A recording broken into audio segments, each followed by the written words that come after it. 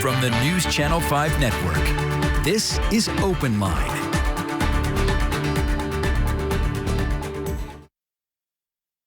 Hello, everyone. Welcome to OpenLine. Glad you're with us. We're talking about something that should excite all of us. We're talking about food tonight, and we are talking about the Nashville food scene and also some of the history. Who knows the history of Nashville's hot chicken? Who knows how that began?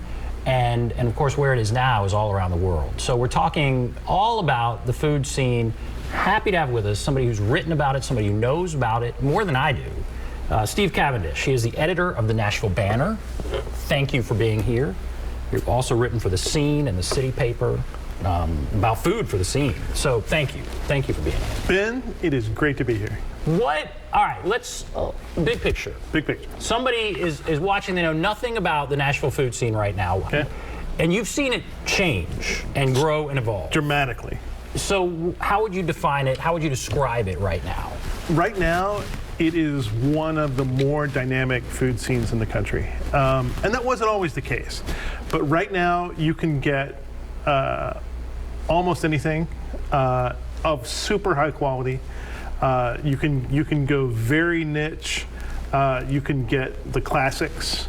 You can get, and you can eat at a lot of different price points. You can still eat fairly cheaply in some spots, but you can have $400, $500 tasting menu nights out with your significant other and have a great time. That's amazing. And that is a change. So yeah, we've gone from, not the biggest thing in the world to New York Times writes about us. Exactly. We have restaurants that are recognized on lists like that. And so it's been a great evolution. What is it? Why do you think that's happening? Is it just all the new people, or why is that happening? So it's a combination of things.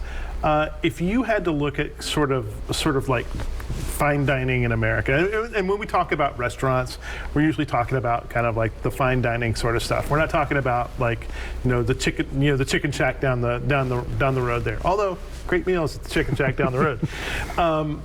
But we're talking about these kind of high-end places because those are the tent poles. And so if you go back and you look 25 years ago, we didn't really have many of those. The scene here was kind of sleepy. It was still fairly cheap. It was a lot of, the best restaurants were mostly kind of steakhouse driven kind of stuff. But you had a couple of really good chefs. You had a woman named Deb Paquette, who's still here in town now. And Deb had was at a place called Cakewalk, and then another place called I'm gonna mangle this now. Mambo. I think that's right. Yeah, that's right. Absolutely. That sounds right. Yeah. And so Deb's places were these really eclectic kind of places, and I think you saw the spark of these kind of really creative sort of places. But I think in general, as consumers became more food aware, and there's a lot of things tied into it. The growth of food television is a big piece of it, because people aspirationally have seen this explosion of chefs and great food on TV, whether it's like competitions like Top Chef and Hell's Kitchen and whatever else, or it's cooking shows or whatever, but people get an idea of kind of what the really good stuff is, and so restaurants have kind of followed that, and so there was also a rise of sort of the chef and the kind of the celebrity chef, but the chef as like the avatar for these for these places.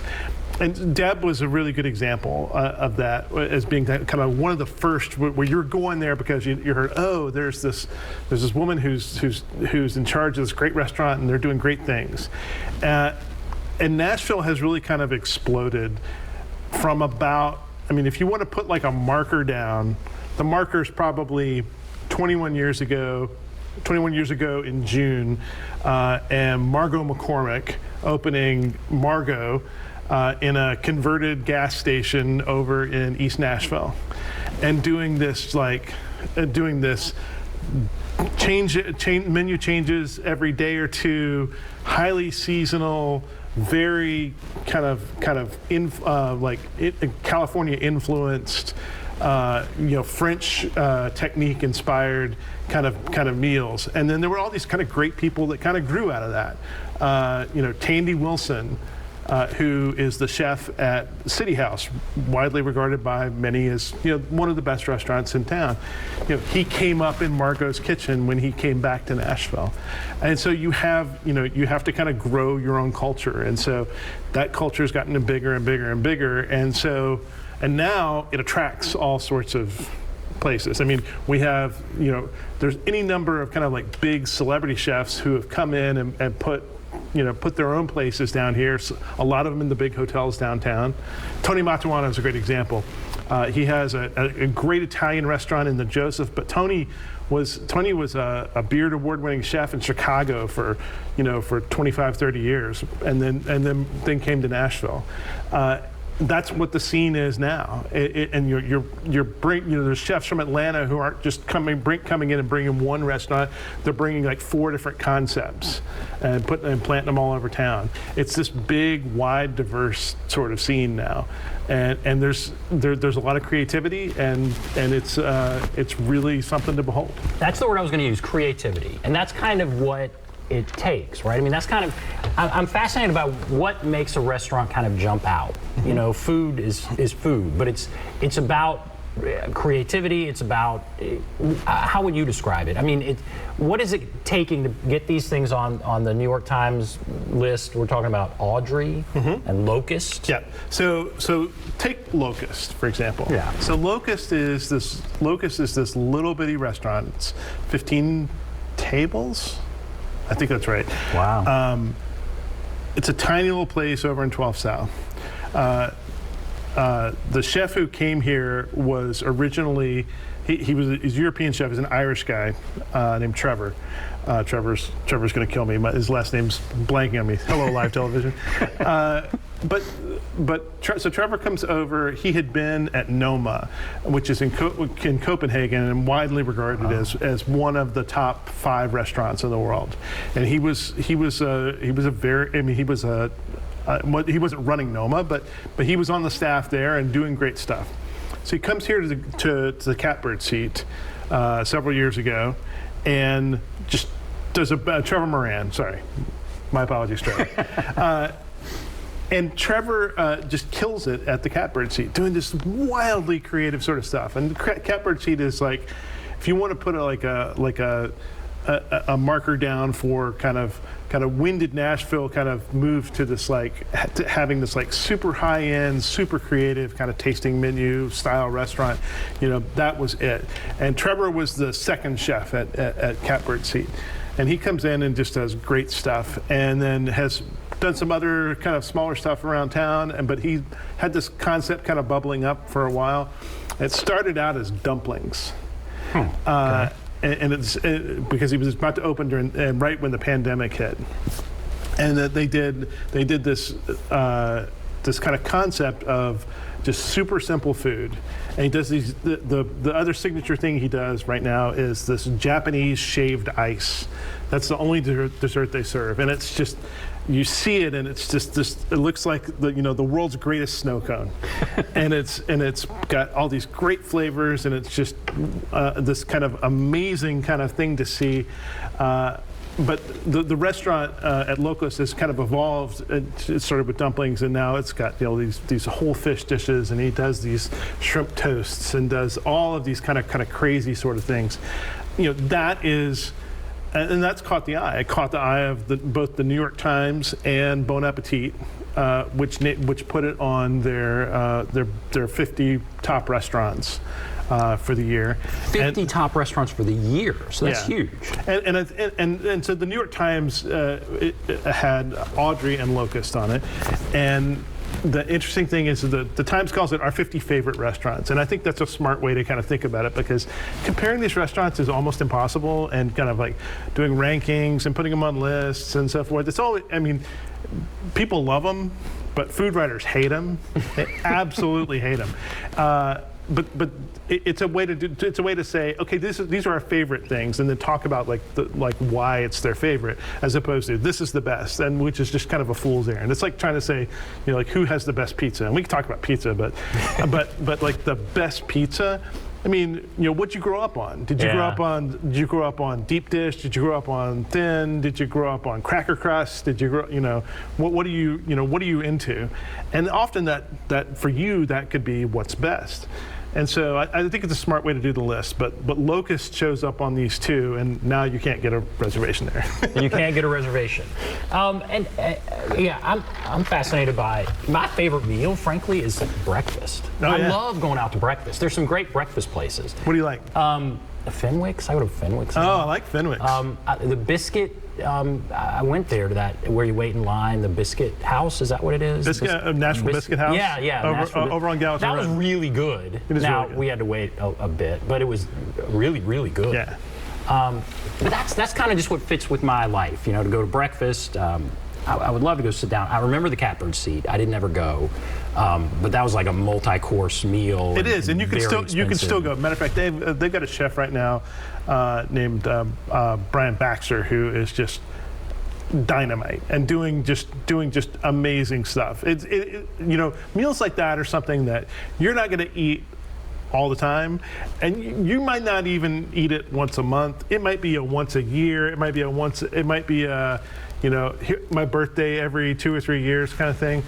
But those experiences are out there now, and I've eaten a lot. I've eaten a lot of great food and a lot of great places, and you can have world-class experiences in Nashville now. And to kind of bring it back, I mean that's what differentiates Nashville now. It was always kind of you could always get good home style food here. Think about Loveless. Right. And so think about like built around a great breakfast or built around a fried chicken dinner or something like that. You could always get those meals here. What you never really could get was the super high end. But if you go to a place like Catbird Seat, you know what they'll tell you is that half of their clientele is from out of town. Yeah. There's some people come to Nashville just to go to Catbird Seat. They go for other stuff too, but they have people who come in. Like that is their priority, is to eat that meal because it's that good. Wow. And that's what we have now that we didn't have 25 years ago. That's so interesting. All right, we have some calls, and call in with whatever you want to call in. Any question about the food scene? Any question about the history? We're going to talk all about hot chicken here in a moment. But I'm going to go to the phones. We have Mike here on the line. Hello, Mike. Hello. Go right ahead. What's on your mind? All right. Fascinating discussion you're having tonight, and I'm really enjoying it.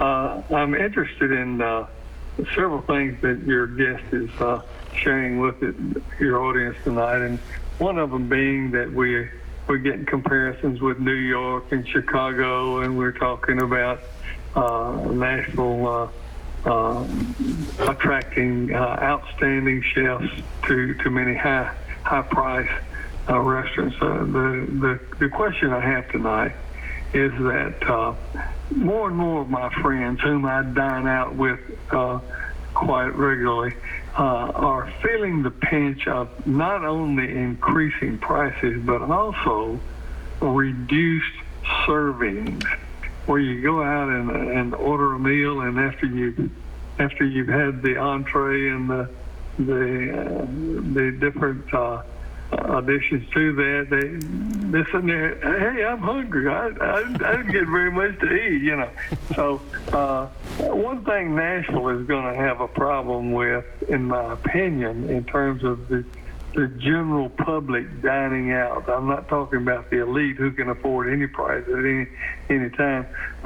Is the prices go up and the quantities go down, and sometimes even the quality goes down. You mind commenting on that?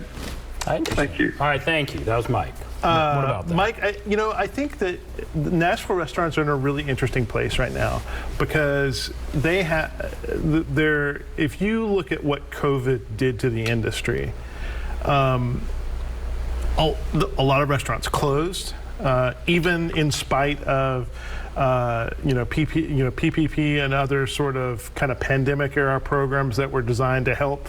And what we're talking about mostly is small businesses.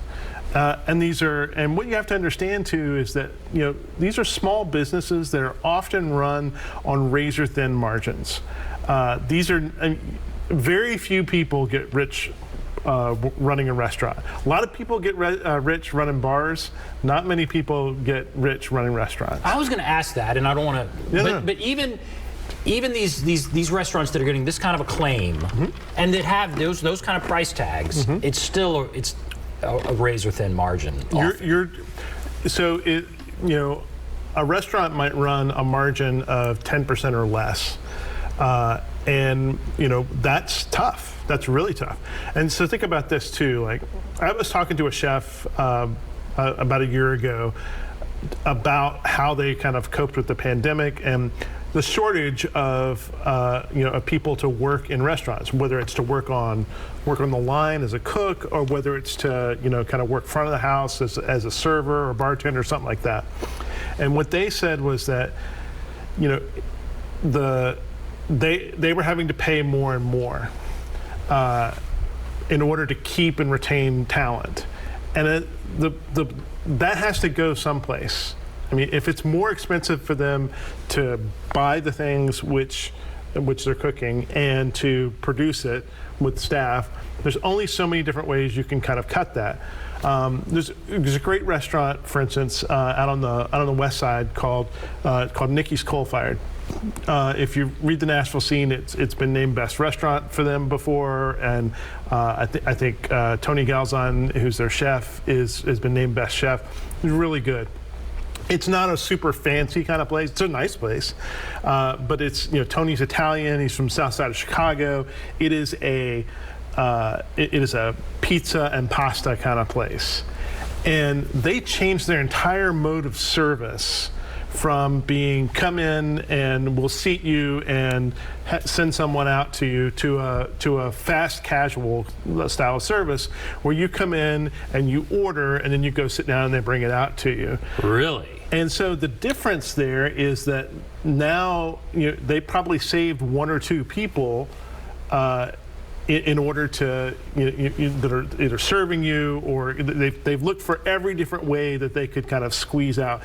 And what you find is that most restaurants, most chefs, most restaurateurs are the really good ones are some of the most economical people you'll ever meet. Some of the most creative people at trying to squeeze out another dollar out of something. How can we turn these leftovers into another dish? I've got all these leftover apples over here. What am I going to do with them, kind of thing. And so you've seen that creativity around Nashville. But Mike, to get back to your question, prices are up on menus all across town at every level of restaurant, and that's not going to change. And so I think it's going to be, for us, it meant, we're not eating out as much, or we're eating out in kind of more economical we're eating out in ways that, we order something that we know we're going to get 2 meals out of. We'll order from a place that, Mike's talking about serving size here. The sandwiches are pretty big, and so it's like, I'll have half for dinner. I'll save another half for lunch tomorrow. I think you're seeing more creativity like that, but restaurants are feeling it, and you're seeing, consumers are going to continue to see that. What I would say is that if you talk to the people that are behind the counter, go into your favorite place and talk to the chef, talk to the person that owns it about what the last year or two have been like. It's a really harrowing conversation, and in my mind, a lot of those folks are doing some of the most interesting and creative work around. Interesting and creative work, absolutely. Okay, Steve Cavendish, fascinating conversation. We are going to take a break. We'll come back, continue the discussion. If you want to call in with a question about the food scene, about a restaurant, what's your favorite restaurant? Give us a call. There's a number, 615-737-PLUS. 615-737-7587. We'll take a break. Be back right after this.